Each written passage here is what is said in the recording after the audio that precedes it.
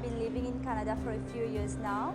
I had no negative thinking. I just said, wow, I'm going to India, I'm going to Varanasi, I'm doing inner awakening. It's going to be something that's going to transform my life totally. I just wanted to share a miracle that happened to me today. We were doing a few exercises on completions with Swamiji, and after that I was standing and looking for someone in the crowd, and I realized that I was not wearing my glasses and I could see people, like people's faces. Usually I'm short-sighted, so I can't see from far. I was standing at a place and trying to look for my parents in the crowd, and I was like, oh my God, I can see the faces and I can see them not blurry, because usually things that I see and the faces are blurry without my glasses. For one of my eyes, it's 2.25, and for the other one, the left one is 1.75. Without my glasses, I will not be able to see clearly. For example, I can't drive without my glasses.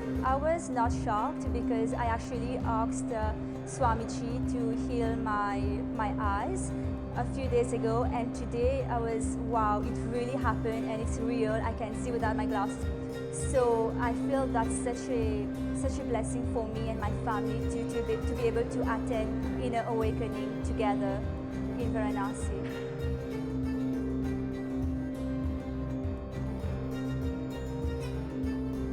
My name is Nithyananda. I'm from Los Angeles area in California in the USA. You know, honestly, I would have to say almost every moment has been the best.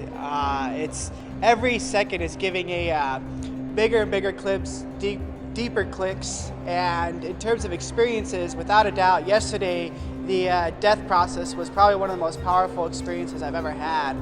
After having the dying process in this hall, we went to the Manikarnika Ghat where we went through the burning experience, and that was so incredibly profound and powerful for me. I could literally feel felt like thousands of years and incarnations just melting and dissolving away with this fire. So yesterday was probably the most powerful day so far. Varanasi, Anandavana, the spiritual capital of the world. This city is built out of all our sacred sentiments. This whole city is built not just with mud, stone, wood, mortar. It is built with our sacred sentiments. That is why Ramakrishna says this city is golden city, because all our sacred sentiments are filled and the city is built.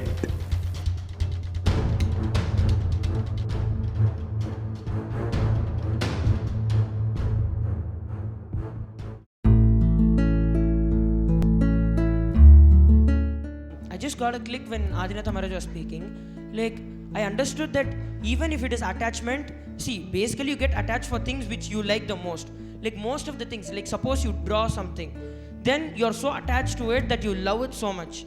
So what I feel is that even, see, the moment you're creating something and you're getting attached to it, so what I feel is that even attachment is also a form of love only.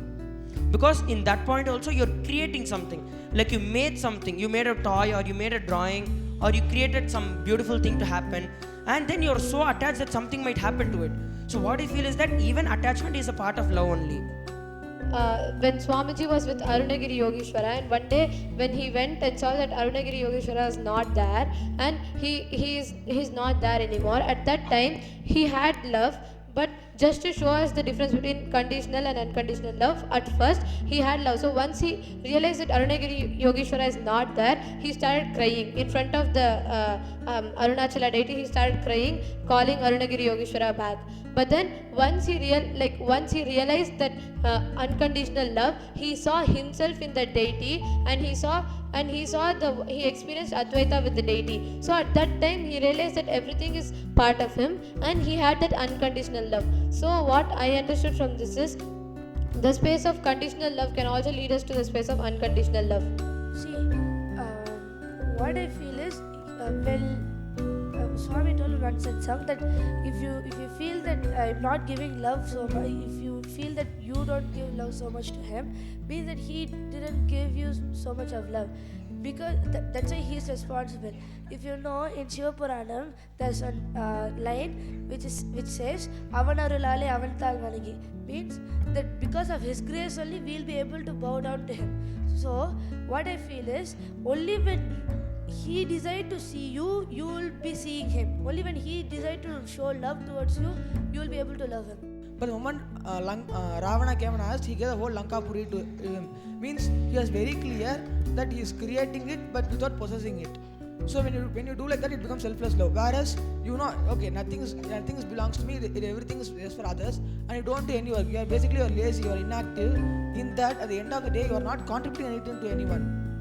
Only when you contribute, it becomes selfless love. Like how Swamiji told a few days ago, that every day at night, whether it's 11 or 12, he just sits.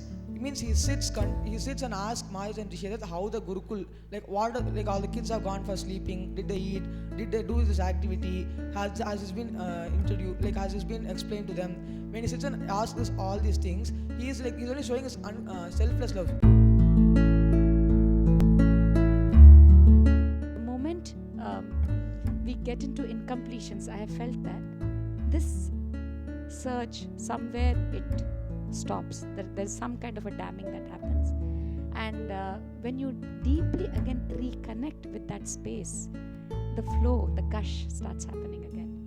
That's where I felt it. So I was just looking back at myself before Swamiji and then at myself after I met him. And very clearly I could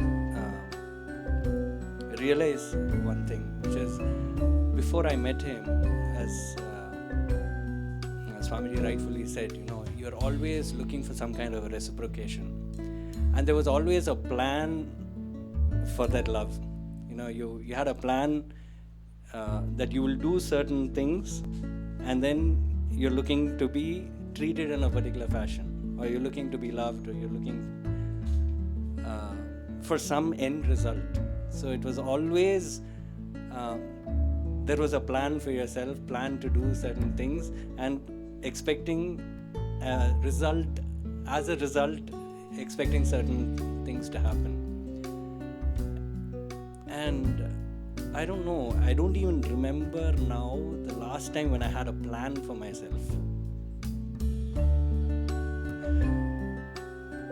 And suddenly it became like a real click. I mean, of course, it was just brought out in the open in front of me when it was said, and I was like, oh God, I'm there. Actually, I'm experiencing. There was no, I was just looking within very deeply how I've been living the past few years with Swamiji. And I've always found that I was only responding to situations very authentically. I didn't have a calculation. If I felt there is something drastically wrong, I said that it is wrong. And then when there is, I can even say there's no hypocrisy behind the act.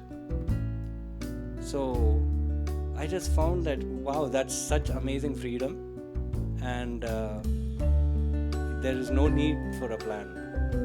Just responding to situation by situation, and that was so amazing when I was looking back into myself that way.